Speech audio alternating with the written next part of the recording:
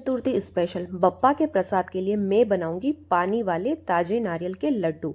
वो भी बिना घी, बिना कंडेंस मिल्क, न मावा न मिल्क पाउडर यूज करेंगे। फिर भी नारियल के लड्डू सुपर सॉफ्ट, मक्खन की तरह मुंह में घुल जाने वाले मार्केट स्टाइल लड्डू हम घर पर ही बनाकर तैयार कर लेंगे। और इन लड्डुओं को मैं थोड़ा अलग ट्विस्ट के साथ बनाऊंगी। ऊपर से नारियल के लड्डू और अंदर से मैंने केसर पिस्ता की स्टफिंग की है। तो चलिए घर में रखे सामान से ही हम इन लड्डुओं को तैयार कर लेंगे। तो सबसे पहले मैं सामान देख लेते हैं। यहाँ पे मैंने नारियल लिया है, ज़रूरत के हिसाब से हम दूध लेंगे, इलायची ली है, मलाई और चीनी ली है। तो यहाँ पे 2 नारियल लिए थे, इनका शेल हटाकर मैंने वाइट पोर्शन ही यूज़ करने वाली हूँ।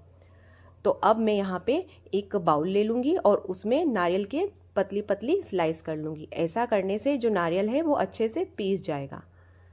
तो ये नारियल मैंने सारे इसकी स्लाइस कर ली है और एक मिक्सी जार में ट्रांसफ़र कर लेंगे। यहाँ पर आपको इसे पल्स मोड पर पीसना है और बीच बीच में इसे थोड़ा देखते रहे, इसे चम्मच से घुमा के हमें फिर से इसे पीसना है ताकि ये अच्छे से एक जैसा पीस जाए। इसका एकदम हमें पाउडर नहीं करना है, ये इस तरह से हमें थोड़ा सा कोर्स ही रखना है।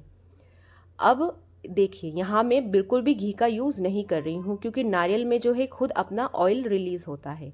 तो यहाँ पे मैंने 2 बाउल भर के, जो नारियल है उससे 2 बाउल अच्छे से भर के मैंने इसमें कढ़ाई में ट्रांसफ़र कर दिया है। अब इसे लो फ्लेम पे 4 से 5 मिनट तक हमें भूनना है, जिससे कि ये थोड़ा ड्राई हो जाए, इसका मॉइस्चर थोड़ा कम हो जाए। और ये बाउल जिससे मैंने नारियल मेजर किया था उसी से मैं दूध मेजर कर रही हूँ। यहाँ पे पहले तो मैं 1 बाउल ही दूध ऐड करूँगी और जो मलाई रखी हुई थी मैंने आपको दिखाई थी वही मलाई मैं यहाँ पे यूज़ कर रही हूँ। तो ये मैंने 3 बड़े चम्मच भर के यहाँ पे मलाई डाल दी है। दूध आप थोड़ा देख कर ही डालें, इसीलिए मैंने दूध पहले 1 बाउल ही डाला था, फिर मलाई ऐड की है और आधा बाउल में फिर दूध ऐड कर रही हूँ। कहीं आप एक साथ दूध डाल देंगे तो हो सकता है वो बहुत ज़्यादा लिक्विड हो जाए और फिर उसे आपको दूध को गाढ़ा करने में बहुत टाइम जाएगा। तो आप थोड़ा देख कर ही डालें।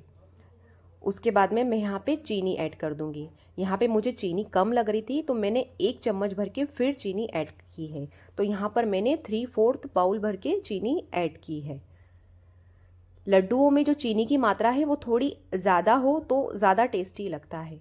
अब यहाँ पे जो इलायची मैंने आपको बताई थी वो मैं ऐड कर दूँगी। यहाँ पे मैंने 4 इलायची ली थी, उसे मैंने क्रश करके इसमें ऐड कर दिया है। इसे हम अच्छे से चलाते रहेंगे। ये देखिए थोड़ा सा ये गाढ़ा हो गया है, लेकिन इसे हम चलाते रहेंगे। मैं आपको ये नहीं कहूँगी कि ये लड्डू 5 मिनट में या 10 मिनट में बनके तैयार हो जाएंगे, क्योंकि दूध हम इसमें ऐड करेंगे तो दूध को सूखने में थोड़ा टाइम जाएगा। यहाँ पे मुझे इन लड्डुओं को बनाने में 15 से 20 मिनट का समय लगा था। अच्छा, आपको एक ट्रिक बताती हूँ कि जब ये मिक्सचर थोड़ा ड्राई हो जाए ना तो इस तरह से बीच में होल कर दीजिए, जिससे कि जो दूध है ना वो थोड़ा सेंटर में आके इस तरह से जल्दी सूख जाएगा और मिक्सचर जो है वो ड्राई हो जाएगा। मिक्सचर को हमें जो है वो ड्राई करके ही लड्डू बनाना है। ये देखिए अभी भी इसमें कितनी नमी बाकी है, तो ये भी हमें सारा जो दूध है वो सारा हमें अच्छे से इसमें एब्जॉर्ब हो जाए, उसके बाद में ही हम लड्डुओं को बनाएंगे। तो ये देखिए ये अच्छे से ड्राई हो गया है। गैस की फ्लेम को मैंने ऑफ कर दिया है। अब ये देखिए मैं इसे आपको एक छोटी सी बॉल बना के बताती हूँ। ये इसका शेप अच्छे से होल्ड हो रहा है, मतलब जो ये मिक्सचर है वो अच्छे से भून गया है। और अब इसे हम थोड़ा सा ठंडा होने के लिए रख देंगे और एक ठंडा होने के बाद एक प्लेट में ट्रांसफ़र कर देंगे।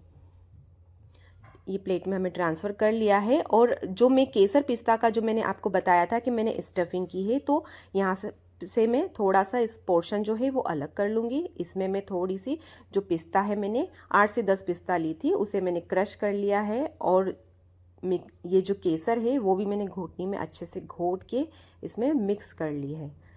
तो यहाँ पे मैं चम्मच से इसे मिक्स कर दूँगी, लेकिन चम्मच से मैं अच्छे से मिक्स नहीं कर पा रही हूँ, तो मैंने फिर हाथ से ही इसे अच्छे से मिक्स कर लिया है और इसकी छोटी छोटी सी ये बॉल्स बना ली है। ये देखिए इस तरह से आप बॉल्स बना लीजिए और इसी तरह मैं सारी बॉल्स बनाकर तैयार कर लूँगी।